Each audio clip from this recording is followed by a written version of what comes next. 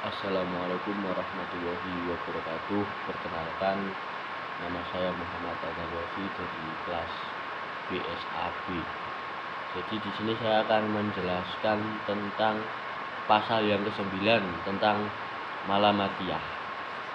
Nama Al-Malamatiyah dipopulerkan oleh sekelompok sufi muslim, dimulai pada level psikologis dan pribadi, kemudian pindah ke bidang ilmiah menjadi slogan bagi sekelompok sufi tertentu yang dikenal sebagai alamiah atau umat Islam. Fatwa idenya berakar dari ayat Al-Quran yang menggambarkan jiwa sebagai orang yang tercela. Saya tidak bersumpah dengan jiwa yang tercela, dan itu berarti jiwa yang ragu-ragu antara sering jatuh ke dalam kemaksiatan dan perasaan bersalah yang berulang. Banyak yang menyalahkan diri mereka sendiri atas apa yang keluar dari mereka. Menyalahkan diri dimulai dengan meminta pertanggungjawaban, dan dalam literatur tasawuf, seseorang menemukan orang yang meminta pertanggungjawaban di malam hari atas tindakannya sepanjang hari. Lalu atas apa yang dia ucapkan, serta semua niat dan keinginan jahat yang melintas. Sejarah munculnya Malamatisme atau Firqah Malamatiyah. Para ahli sejarah mistik muslim menelusuri asal-usulnya hingga paruh ketiga abad Hijriah, khususnya di daerah Harasat, di mana para sufi besar muncul di dalamnya, seperti Hamdan Al-Qasar yang meninggal pada tahun 270 Hijriah, semoga Allah merahmatinya, dan Abu Hafiz An-Naisaburi yang meninggal pada 267 Masehi, diikuti oleh jumlah ulama besar dari mereka. Di antara para sufi muda yang menganut beberapa ajaran dan menerapkan dalam kehidupan mereka beberapa metode khusus yang terbatas pada mereka.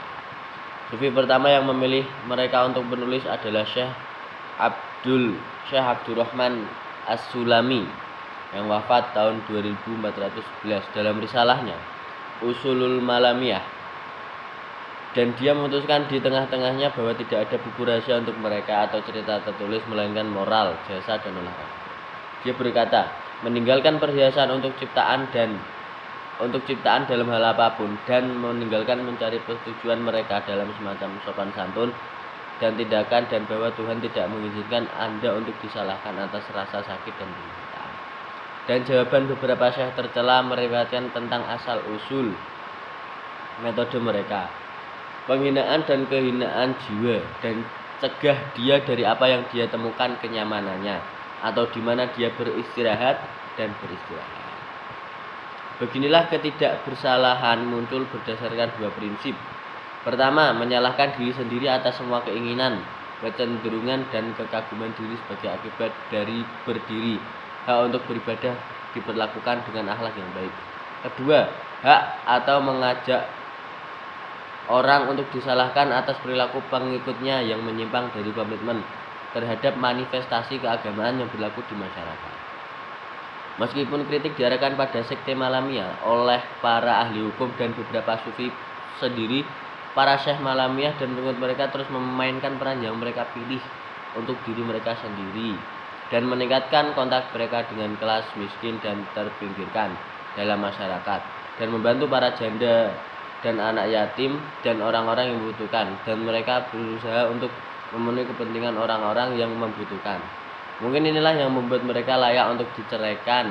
Mereka memiliki gelar anak laki-laki atau orang-orang dari fatwa.